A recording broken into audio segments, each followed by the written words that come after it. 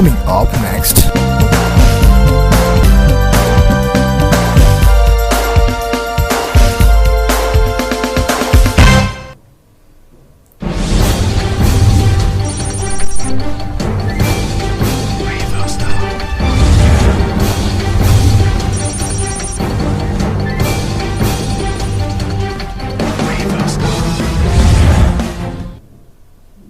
आदरणीय दर्शकहरू नमस्कार, स्वागत छ यस टकमा। म मुकुन्द ढुङ्गाना।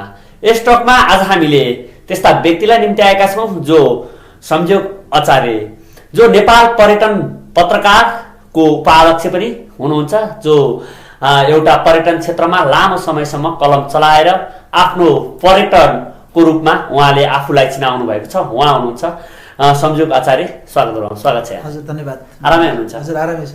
के छ अहिले नेपालमा पर्यटनको अवस्था सँगसँगै पर्यटन पत्रकारिताको अवस्था?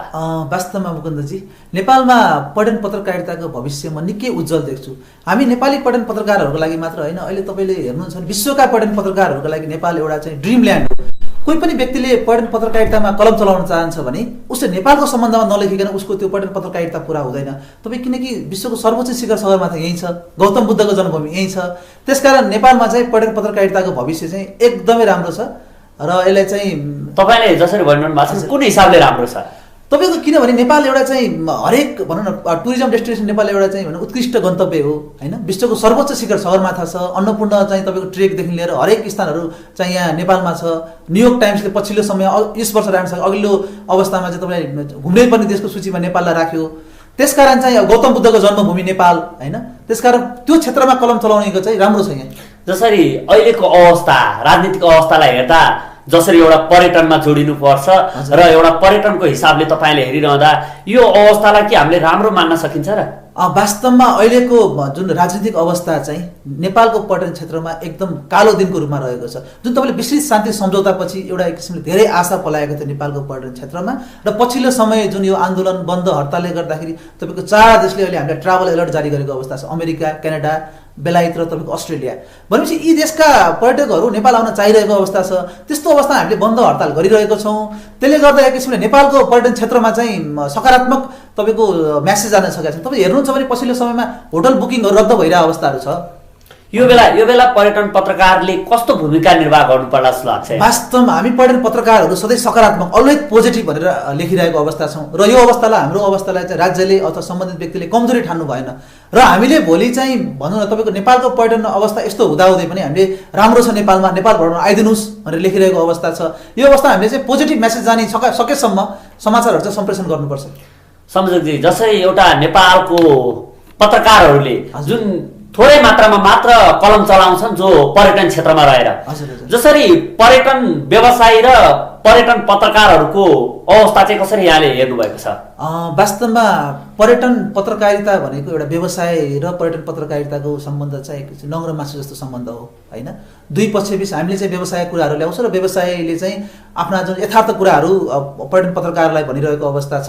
र अहिलेको हाम्रो पर्यटन सेक्टरमा कलम चलाउने पत्रकारहरूको सम्बन्धमा भन्ने हो भने पर्यटन व्यवसायहरूबाट पर्यटन पत्रकार राम्रो किसिमको एउटा सपोर्ट समाचारहरू पाइरहेको अवस्था। बेला बेलामा तिक्तताहरू कता कता छाएको पनि भनेर सुनिन्छ नि। हो, बेला बेलामा अलिकति तिक्तता छाएको छ र हाम्रो पर्यटन व्यवसायहरूको केही गुनासाहरूलाई चाहिँ हामीले भनौँ उहाँले निभाउन नसकेका कर्तव्यहरू, राष्ट्रप्रति कर्तव्यहरूलाई हामीले लेख्दाखेरि उहाँहरू अलिकति रुष्ट भएको अवस्था छ। त्यसलाई हामीले सामान्य रूपमा लिनुपर्छ, खासै ठुलो त्यसलाई के। जसरी व्यवसायी र पत्रकार एउटा नङ मासुको सम्बन्ध हुनु पर्थ्यो र पछिल्लो समयमा आएर हरेक व्यवसायी र हरेक पत्रकारहरू, हरेक बिटका पत्रकारहरू त्यो सम्बन्ध नरहेको भनेर पनि सुनिन्छ नि फेरि।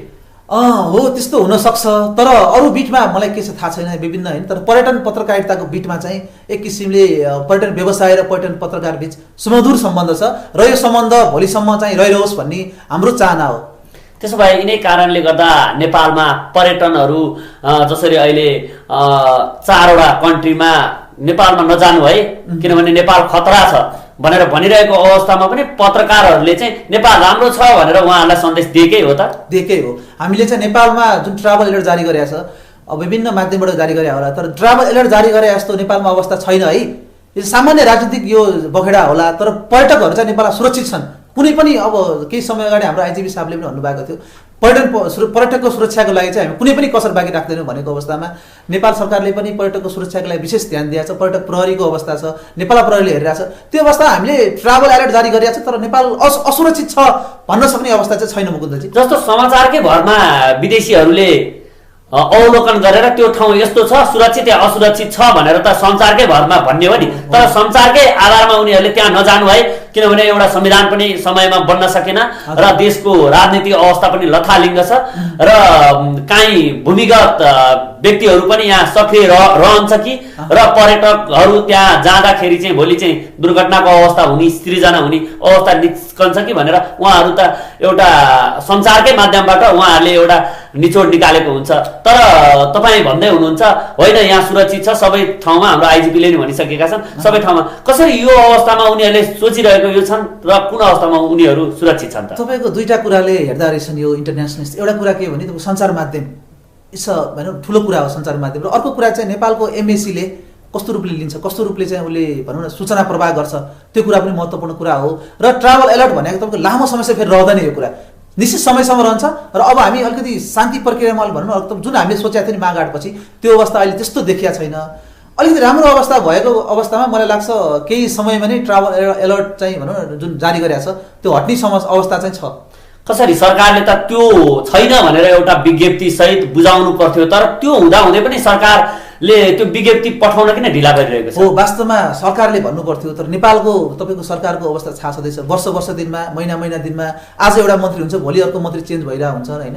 विशेष गरी सरकारले गृह मन्त्रालयले र नेपाल पर्यटन मन्त्रालयले सहकार्य गरेर नेपाल टुरिज्म बोर्डले चाहिँ एक किसिमले नेपाल सुरक्षित छ है जुन भने जस्तो त्यस्तो छैन है भनेर गर्नु पर्थ्यो, त्यो चाहिँ नगरेको हो मुकुन्दजी। यहाँले भन्नुभयो नि नेपाल पर्यटन बोर्डले गर्नुपर्ने भूमिका जसरी एउटा पर्यटन मन्त्रालय गर्नुपर्ने र गृह मन्त्रालयले गर्नुपर्ने भूमिका, जसरी अहिलेको अवस्थामा हेर्दा जो एउटा निजी क्षेत्र र सरकारी क्षेत्रबाट एउटा आडको रूपमा बसेको थियो पर्यटन बोर्ड, र पर्यटन बोर्डको अवस्था यस्तो छ, र तपाईँ एउटा पत्रकार पर्यटन पत्रकार सङ्घको उपाध्यक्ष पनि हुनुहुन्छ, कसरी लिनुभएको छ?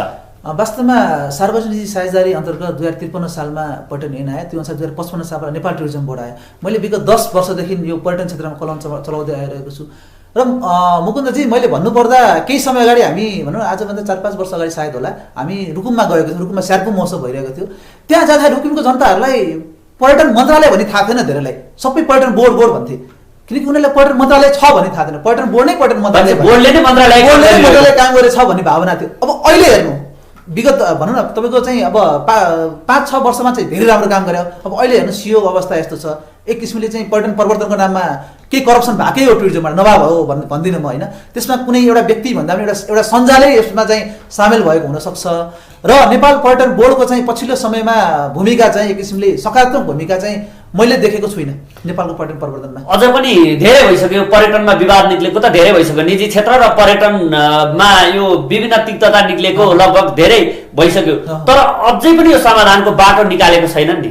अब बोर्ड सदस्यहरू नियुक्ति भए मुकुन्दजी, अब चाहिँ सिओ चाँडोभन्दा चाँडो नेपाल पर्यटन बोर्डको चाहिँ सिओलाई नियुक्ति गरेर अब पर्यटन प्रवर्धनमा चाहिँ अब व्यवसाय र पर्यटन बोर्ड बिच सुमधुर सम्बन्ध नै हुनुपर्छ दुई बिच, किनकि सार्वजनिक निजी साझेदारी अन्तर्गत टुरिज्म बोर्ड गठन भयो र पछिल्लो समय टुरिज्म विभागलाई हामीले चाहिँ एउटै हो कि भन्ने पनि अलिकति स्पष्ट पार्नुपर्छ कि एउटै हो कि भन्ने भावना पनि छ। वास्तवमा पर्यटन विभागले चाहिँ हिजो पर्यटन बोर्डले गरेका कामहरूको चाहिँ अनुगमन स्वयं पर्यटन बोर्डले नै गर्थ्यो, तर अहिले त्यसको पर्यटन बोर्डले गरेका कामको अनुगमन कसले गर्छ भने पर्यटन विभागले गर्छ। त्यो अवस्थामा अब चाहिँ निजी क्षेत्र र पर्यटन व्यवसाय र पर्यटन बोर्ड दुईटा मिलेर र हामी पत्रकारको भूमिका चाहिँ एकदमै ठुलो हुन्छ, किनकि पर्यटन प्रवर्धन भनेको तपाईँ विश्वका सञ्चार माध्यमलाई हेर्नुहुन्छ भने पर्यटन प्रवर्धन सबभन्दा ठुलो महत्त्वपूर्ण स्थान भने चाहिँ त्यहाँको सञ्चार माध्यमलाई दिया हुन्छ। तर अन्य देशको तुलनामा नेपालका पर्यटन जुन पर्यटन क्षेत्रमा कलम चलाउँछन्, ती पर्यटन क्षेत्रमा कलम चलाउने व्यक्तिहरू जो पत्रकारहरू छन्, ती व्यक्तिहरूलाई त विदेश भ्रमणमा पनि कन्जुसाई गर्छ नि।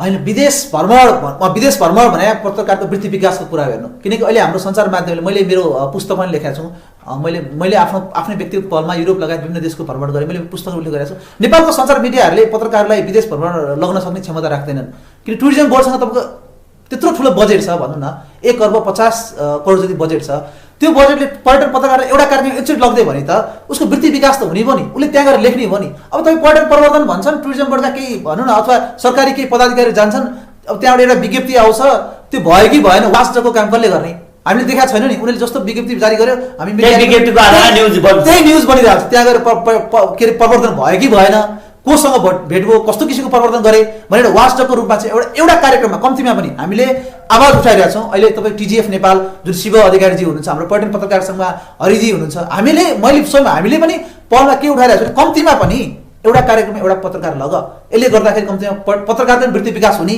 तिमीहरूको पनि पर्यटन प्रवर्धनका चाहिँ समाचारहरू आउने भए हुनाले यो चाहिँ नेपालको पर्यटन प्रवर्धन कसै ढुङ्गा हुन्छ भने पछिल्लो समयमा हामीले आवाज उठाइरहेका छौँ र जहाँसम्म लाग्छ यसमा चाहिँ नेपाल पर्यटन बोर्ड, नेपाल सरकार सकारात्मक होला। जसरी सम्झिनु कि तपाईँले भनेको जस्तो तपाईँ धेरै देश 8-10 देश घुमिसक्नु भयो, त्यहाँको पत्रकार र नेपालको पत्रकार पर्यटन क्षेत्रमा कलम चलाउने पत्रकारहरू बीच के भिन्नता देख्नुभयो? एकदम मुकुन्दजी धेरै भिन्नता छ। त्यहाँ तपाईँको ट्राभल राइटर भनेपछि तपाईँको अब भनौँ न म नेदरल्यान्डमा बस्दा युरोपमा ट्राभल राइटर भनेपछि त्यहाँ वाम वेलकम गर्छन्। ट्राभल राइटरलाई विश्वको जुनसुकै देश जानु तपाईँलाई त्यहाँ जानुको लागि छुट छ, काहीँ रोकटोक हुँदैन। तर हाम्रो नेपालमा पर्यटन पत्रकारिता भन्छौँ, अब हाम्रो भनौँ न त्यो पर्यटन पत्रकारिताभित्र पनि विदेशतिर के छ भने तपाईँको एभिएसनमा चलाउने बेग्लै छन्, होटल सेक्टरमा चलाउने बेग्लै छन्। पर्यटन पत्रकारिताभित्र पनि बिट छुट्याएको अवस्था छ क्या त्यही। तर हाम्रो नेपालमा पर्यटन पत्रकारिता एउटै बिटले एज अ होल तपाईँको सबैलाई हेर्नु पऱ्यो नि त हामीले त। अब होइन ट्रेकिङलाई पनि हेर्नु पऱ्यो, माउन्टेनिङलाई पनि हेर्नु पऱ्यो, एभिएसनलाई पनि हेर्नु पऱ्यो, होटललाई पनि हेर्नु पऱ्यो भनौँ न। त्यहाँ झन् दक्ष तालिमको व्यवस्था पनि नगरेको अवस्था छ। तपाईँको एउटै पत्रकारले सबै कुरा हेर्नु पऱ्यो। त्यसमध्ये पर्यटन पत्रकारितालाई अहिलेको सञ्चार माध्यमले चाहिँ महत्त्वको साथ पछिल्लो समय केही दियो तर त्यति अवस्था देखिँदैन। त्यसकारण विश्वमा चाहिँ तपाईँको ट्राभल भनेर हरेक अब न्युयोर्क टाइम्समा हेर्नु हरेक उसमा छुट्टाएको हुन्छ, तर नेपालमा र भनौँ न तपाईँको विश्वको यो जुन ट्राभल राइटरको फरक त धेरै डिफ्रेन्स छ। तर पछिल्लो समय आएर पर्यटन पत्रकार पनि धेरै भए, किनभने यसमा खुल्यो दुईटा, एउटा जात थियो र अहिले फेरि नयाँ टिजिएफ भएर फेरि पत्रकार फेरि अर्को पर्यटन पत्रकार सङ्घ भएर आएको छ। अब यो बिचमा चाहिँ तपाईँ जातको उपाध्यक्ष हुनुहुन्छ र टिजिएफ पनि खुलेको छ। अब यो दुईटा के एक हुन सक्दैन? वास्तवमा हामी पहल भइरहेछ, अब दुईटालाई मर्ज गरेर लगाउँ, किनकि हामी एउटै सेक्टरमा काम गर्ने मान्छे हौँ। अब यसमा चाहिँ टिजिएफका अध्यक्षज्यू जुन शिव अधिकारीज्यूसँग पछिल्लो समय हाम्रो कुरा भएको हुँदाखेरि उहाँ चाहिँ निकै सकारात्मक रूपमा अगाडि जानु भएको छ। हामी तयार छौँ भन्दाखेरि तर हामी दुईजना बिचको सहमति हुँदाखेरि अर्को तेस्रो पक्षले यहाँ खेल्न नपाउने भएको हुनाले तेस्रो पक्षले चाहिँ हाम्रा साथीहरूलाई नै भनौँ विभिन्न काम प्रयोग गरेर चाहिँ सहमति नहोस् भन्ने पक्ष पनि केही रहेको हुनाले अलिकति अप्ठ्यारो भएको र हामीमा कुनै अभिमत छैन। हामी एउटै सेक्टरमा कलम चलाउने हो, हामी भोलि कुनै संस्थामा नरहे पनि काम गर्न सक्छौँ होइन। त्यसकारण हामी दुई पक्ष संस्था त चाहिन्छ नि, संस्था दुई पक्ष हामी मर्ज हुनमा तयार छौँ मुकुन्दजी। र अबको केही दिनमा अब व्यवसायहरूको पनि चाहना यही छ, समग्र देशकै चाहना यही छ, दुईटा पत्रकार एउटा एक होस् र केही समय तपाईँले चाहिँ हामी दुई बिच एक भएको हेर्न पाउनुहुन्छ। सम्झौजी जसरी नेपालमा पर्यटन क्षेत्रमा कलम चलाउने पत्रकारहरू कति छन्? वास्तवमा नेपालमा पर्यटन क्षेत्र भनेर चाहिँ हामीले भनौँ न पर्यटन सेक्टर भनेर आलु हो, चलचित्र पर्यटन भनेर जोडिएको छ तपाईँको होइन। हरेक पर्यटन क्षेत्र त हरेकमा जोडियो नि त आलु हो। त्यसकारण हरेक व्यक्तिले अहिले पर्यटन सेक्टरमा चाहिँ कलम चलाइरहेछ, किनकि संस्कृतिसँग जोडिन्छ यसको कुराहरू होइन, भौगोलिकसँग जोडिन्छ चलाइरहेछ। तर पर्यटन पत्रकारितै भनेर चलाउने तपाईँ मान्छे हेर्नुहुन्छ भने केही सङ्ख्यामा छन्। जस्तो तपाईँ मुकुन्द तपाईँ आफै पनि अगाडि पछिल्लो समय आइरहनु भएको छ, निकै राम्रो गरिरहनु भएको छ तपाईँले। त्यस्ता व्यक्तित्वहरू अहिले हामीले अमलमा गर्न सकिने छ, जसले चाहिँ भनौँ न 1 दशक 2 दशक 3 दशकदेखि पर्यटन सेक्टरमै कलम चलाउने मान्छेहरू पनि छन्। तर यसलाई चाहिँ यति सङ्ख्या भन्न सक्दिनँ, त्यो सेक्टर लेख्ने मान्छे त हरेकले लेख्नै राखेका छन्। त्यसो भए जसरी तपाईँले अघि भन्नुभयो एउटा जातको उपाध्यक्ष पनि हुनुहुन्छ र टिजिएफलाई हामी छिटै चाहिँ हामी यसलाई समायोजन गर्छौँ र एक भएर एक ढिक्का भएर हामी चाहिँ यो पर्यटन पत्रकार सङ्घ हो भनेर चिनाउँछौँ भन्दै हुनुहुन्छ, यो कति समय लाग्ला? वास्तवमा इस्टेक भनौँ अब लङ टाइम लामो समय पनि लाग्न सक्छ। तर सकेसम्म हामीले चाहिँ यसलाई छोटो समय तपाईँको चाहिँ अब 2 महिना 3 महिनाभित्र चाहिँ यसलाई चाहिँ हामीले समाधान गरौँ होइन। दुई पक्ष बिचको पदको बाँडफाँड मिलाउँ भनेर अहिले चाहिँ हाम्रो एक पक्ष दुई पक्ष अनौपचारिक छलफल भएको छ, औपचारिक छलफल भएको छैन। लाग्न सक्छ यसलाई 2-3 महिना अथवा सकेसम्म चाँडो भनौँ न, यति समय नहुन सकेसम्म चाँडो गर्ने हामी प्रयत्नमा छौँ। यदि यो भएमा पत्रकार र व्यवसायी बीचमा कस्तो खालको वातावरण देख्नुहुन्छ यहाँले? एकदम तपाईँको यो भएको अवस्थामा व्यवसायहरूलाई पनि एक किसिमले प्रेसर हुन्छ। पर्यटन पत्रकार सङ्घ एउटा मात्र छ र यसको अनुमति बिना हामीले केही पनि गर्नु हुँदैन। यसलाई चाहिँ हरेक ठाउँमा हामीले अब किन बोर्डले पनि यसलाई चासो दिन्छ, बोर्डले पनि यसलाई चासो दिन्छ, मन्त्रालयले पनि चासो दिन्छ। अब अहिले तपाईँको हेर्नुहुन्छ भने एउटा व्यक्ति छ कुनै संस्थामा तर ऊ पनि पर्यटन पत्रकार सङ्घ भनेर हिँडेर अवस्थाहरू पनि देखिएको छ नि होइन। त्यसकारण तपाईँको चाहिँ राष्ट्रिय लेभलको पर्यटन पत्रकार सङ्घ जुन टिजिएफ अहिले हामी दुईवटा आएको जाट नेपाल टिजिएफ हो राष्ट्रिय लेभलको दुईवटा संस्था होइन, त्यसबाहेक अरू संस्था देखिएको छैन। यो दुईवटा संस्था मर्ज होस् भन्ने चाहिँ नेपाल पत्रकार महासङ्घले पनि पहल गरिरहेको छ पछिल्लो समयमा। त्यसकारण दुईवटा भएको अवस्थामा व्यवसाय समग्र राष्ट्रलाई नै फाइदा हुन्छ। जसरी यहाँले एउटा पुस्तक पनि निकाल्नु भएको छ, यहाँले एउटा कलम चलाउन थाल्नु भएको धेरै भयो पर्यटन क्षेत्रमा। जसरी त्यस पुस्तक यहाँले त्यस पुस्तकमा चाहिँ के कस्ता विषयवस्तुलाई समेट्नु भएको छ? वास्तवमा मैले मेरो जन्मभूमि सर्लाहीमा जन्मिया हो मुकुन्दजी। म 1 दशकदेखि यो क्षेत्रमा कलम चलाउँदै आएको छु। मैले मेरो पहिला देश अनि विदेश भन्नु छु, मैले विदेश विभिन्न देशहरू भ्रमण गरेँ, तर मलाई युरोप भनौँ अरू थाइल्यान्ड मलेसिया अरू देश भन्दा मलाई नेपाली एकदम सुन्दर लाग्यो। नेपालमा पनि मैले मेरो जन्मभूमि सर्लाही मलाई सुन्दर लाग्यो र सर्लाहीको सम्बन्ध मैले खोजेँ, कहीँ पनि केही पनि छैन भनेपछि मैले सर्लाहीमा यत्रो पर्यटनको सम्भावनाहरू छ, पहिला म मेरो गाउँकै लागि गरौँ त भनेर मैले सर्लाही ट्रेल भन्ने एउटा पुस्तक निकालेको छु। यसमा चाहिँ मेरो तपाईँको दुईवटा चाहिँ खण्ड मैले विभाजन गरेको छ। एउटा चाहिँ भनौँ तपाईँको देशभित्रको कुराहरू, एउटा मैले यात्रा संस्करण हो, एउटा देश बाहिरको कुराहरूलाई मैले समेटेको छु। यसमा चाहिँ नेपालको तराई टुरिज्मका कुराहरू चाहिँ मैले भनौँ न भित्र तराई टुरिज्मको कुरा र इन्टरनेसनल टुरिज्म कसरी प्रमोसन भइरहेछ त्यो कुराहरू चाहिँ मैले मेरो पुस्तकमा दिन खोजेको छ।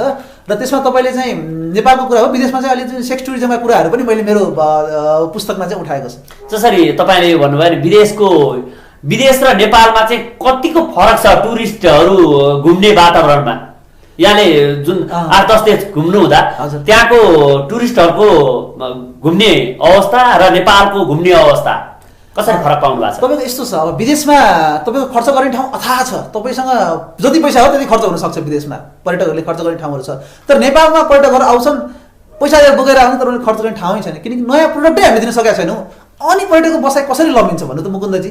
त्यस्तो अवस्था छ। भनेपछि फरक धेरै छ। तपाईँको नेपाल आउने पर्यटकलाई हामीले खर्च गर्न सक्ने, अब क्यासिनो पछिल्लो समय बन्द भइदियो, क्यासिनो टुरिज्म भनेर पनि क्यासिनोमा धेरै खर्च गरेर अवस्था थियो नेपालमा। तपाईँ पछिल्लो समय एउटा अध्ययन मैले हेरेको थिएँ, नेपालमा चाइनिज र तपाईँको इन्डियन टुरिस्टहरू चाहिँ सबभन्दा धेरै सेक्टर क्यासिनोमा खर्च गरेको अवस्था छ कि त्यसकारण नेपालमा खर्च गर्ने वातावरण बनाइदिनु पर्यो। तर नेपालमा एक समय त भनिन्थ्यो नि नेपालीहरू नै बढी विदेशीको नाममा नेपालीहरू बढी क्यासिनो गए र क्यासिनोमा चाहिँ नेपालीहरूको बढी बाहुल्यता रहेर क्यासिनो बन्द गर्यो भनेर बन्द गरियो भनेर भनेको छ नि फेरि। अब केही त्यस्तो हुनसक्छ। नेपालीहरू गएको एनआरएन विदेशमा धेरै जस्तो नेपालीका परिवार बस्छन् होइन, उनीहरू एनआरएनको रूपमा पनि अथवा गएको पनि हुनसक्छ, नगयो भन्न मिल्दैन। तर म चाहिँ यसमा फेरि फरक दृष्टिले हेर्छु मुकुन्दजी। अब आफ्नै देशमा स्थापना भएको छ क्यासिनो होइन। अब नेपालीहरू पनि अहिले चाहिँ तपाईँको देश विदेश घुम्न सक्ने क्षमता राख्ने छन्, महिनामा लाखौँ कमाउन सक्ने चाहिँ भनौँ न सिओहरू छन्। पछिल्लो समय तपाईँले देख्नुभयो बैंकका सिओहरूदेखि लिएर होइन, हरेक क्षेत्रका नेपालीहरू पनि क्षमतामा। हामी नेपाली भने किन हामी आफैलाई चाहिँ हेपिरहेको छौँ भन्ने कुरा मैले बुझ्छु। नेपालीले गर्न सक्दैन, नेपालीले पैसा खर्च गर्न सक्दैनन् र नेपालीहरू कहीँ जान सक्दैनन् र नेपालीहरू युरोप अमेरिका घुम्न सक्दैनन् र घुमेर आउन सक्ने धेरै क्यापेसिटी छ नि त्यस्ता नेपालीले खर्च गरे भने यही देशको लागि खर्च गरेको हुन्छ। हाम्रो देशमा क्यासिनो स्थापना भएको छ, आफ्नै देशमा क्यासिनो स्थापना भएको छ, आफ्नै देशका नागरिकलाई हो के उच्छृङ्खल उनीहरूको यसले क्यासिनोले गर्दा केही मान्छेहरू घरमा घराइसी समस्याहरू आएको कुराहरू आएको छ। तर कसरी रोक्ने भन्ने समस्या चाहिँ एक किसिमले यो पछिसम्म रहन्छ मुकुन्दजी। आफ्नै देशमा स्थापना गरेका छौँ, आफ्नै देशका अब पैसा उनीहरूसँग छ, अब रोक्न सक्ने कि नसक्ने, एनआरएन भन्ने कि नेपाली भन्ने कि के भन्ने, यो अवस्थामा त फेरि ती पैसाहरू विदेश पनि जान सक्छ नि फेरि।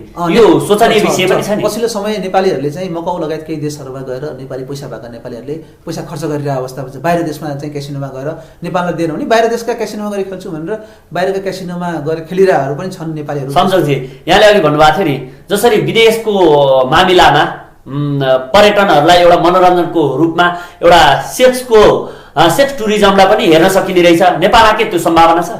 वास्तवमा हामीले थाइल्यान्डमा एउटा पाटा सम्मेलन सहभागी हुँदाखेरि त्यहाँ थाइल्यान्डको चाहिँ प्रमुख स्रोत भनेकै सेक्स टुरिज्म रहेछ। तपाईँ थाइल्यान्ड जानुहोस्, तपाईँलाई रिसिभ गरिदिँदाखेरि चेक इनदेखि चेकआउटसम्म होटल गर्दाखेरि तपाईँ त्यहाँ महिलाहरू मात्र देख्नुहुन्छ। तपाईँ त्यहाँ पुरुष लाग्छ कि त्यो चाहिँ महिला प्रधान देश हो, त्यहाँ पुरुषहरू कहीँ पनि देख्नु हुँदैन। र त्यो देशले चाहिँ एउटा लिगलाइज गरेको छ सेक्स टुरिज्मलाई। अब हाम्रो संस्कृतिसँग जोडिया कुराहरू भयो। अब केही समय 2011मा पर्यटन वर्ष 2011मा चाहिँ केही व्यवसायहरूले नेपालमा पनि अब भइरहेछ अवैधानिक रूपमा ठाउँमा भइरहेको अवस्था, मसाज केन्द्रको नाममा विभिन्न केन्द्रको नाममा भइरहेछ नि, कुरा आवाज उठाओस्, असम्मान भन्ने हुँदैन। यसबाट इन्कम पनि गर्न सकिन्छ सेक्स टुरिज्मबाट। तर छुट्टै नीति नियम लागू गर्नुपर्छ। छुट्टै नीति नियम लागू गरे नेपालको संस्कृतिसँग जोड्ने, नेपालको संस्कृतिले त्यसलाई अब पचाउन सक्ने कहिले पछि, अबको 1 दशकपछि हुन्छ कि 2 दशकपछि हुन्छ कि त्यो अवस्थामा मात्र हुन सक्छ। अब हामीले 21औं शताब्दीमा आएर यो भन्न मिल्छ?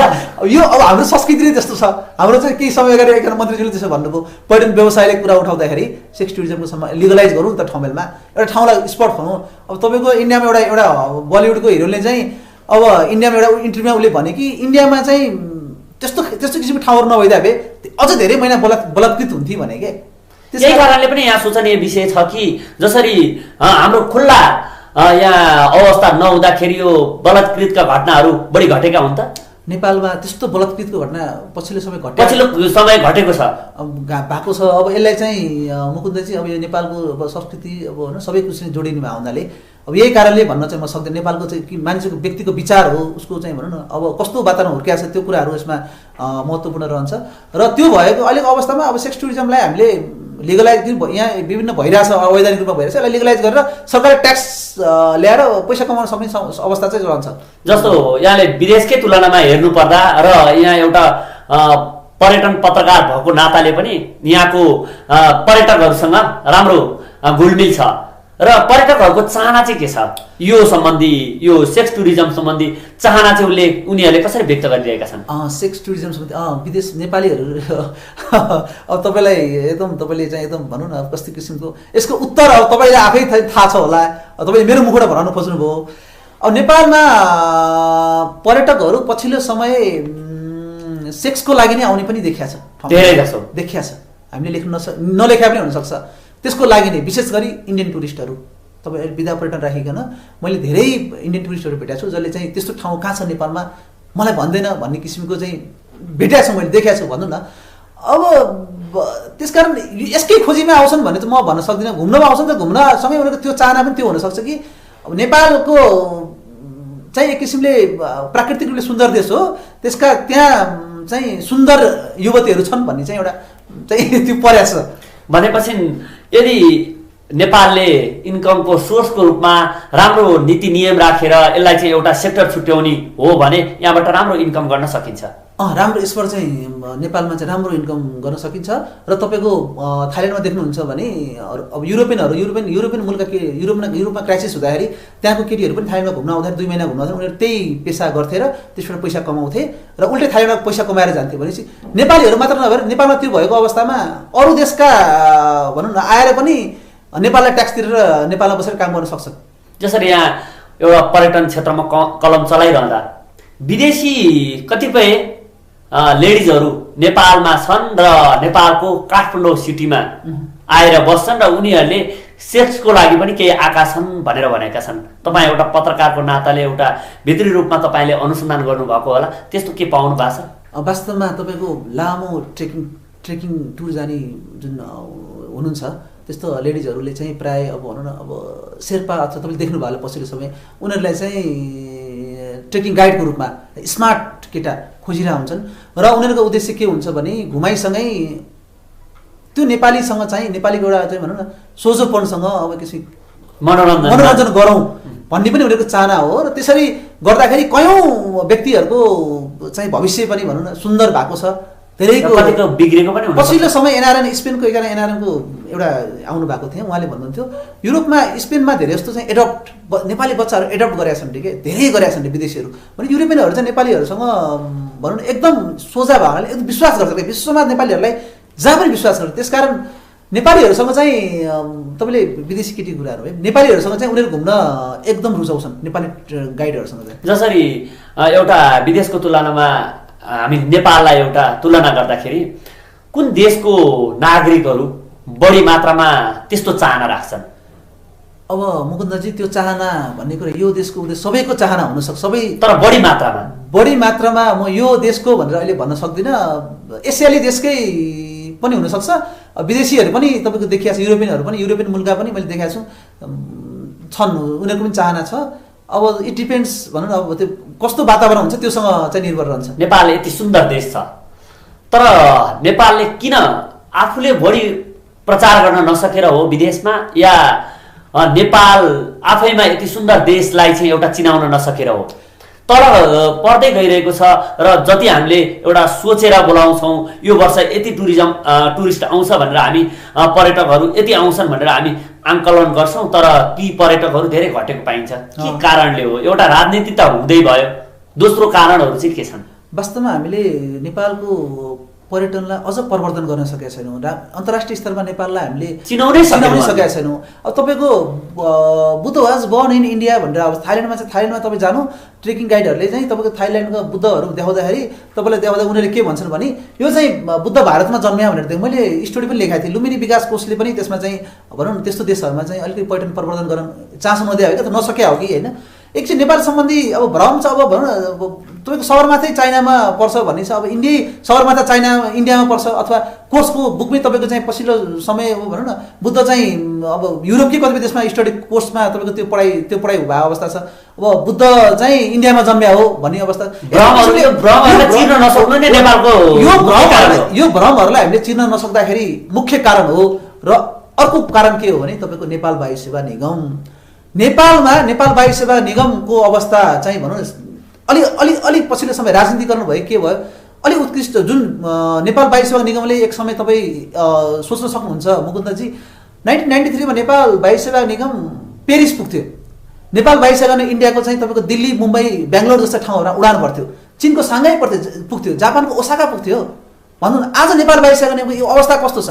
हामी 2-3 देश जहाँ पर्यटकै हो त्यस्तो देशमा उडाइरहेको अवस्था छ। त्यसकारण त्यो कारणले पर्यटक घटेको हुन्।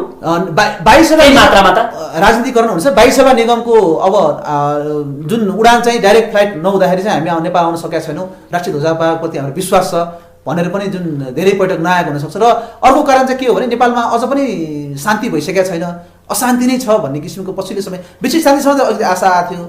त्यो पनि अर्को एउटा चाहिँ कारण हो। र अर्को चाहिँ तपाईँको प्रचार पनि हामीले गर्न नसक्नु अर्को कारण। र यसमा म जोडिहाल्नु मुकुन्दजी, अब नेपाल वायु सेवा निगममा अहिले नयाँ जहाज ल्याएको छ होइन तपाईँको।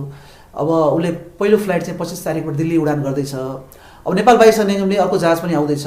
अब चाहिँ नेपालको पर्यटन प्रवर्धनमा चाहिँ पर्यटन व्यवसायहरूले सबैले एउटा यसलाई कोसे ढुङ्गाको रूपमा लिएका छन्। र यसलाई चाहिँ नेपाल वायु सेवा निगमलाई कसरी हुन्छ नाफामूलक ढङ्गले लगेर यसलाई चाहिँ राजनीतिकरण भएन नगरिकन अब हामीले नेपाल वायु सेवा निगममा चाहिँ राजनीतिक दलका भनौँ न कार्यकर्ताहरूलाई चाहिँ सित्तैमा चलाउने होइन, यसलाई व्यावसायिक बनाउनु पर्यो।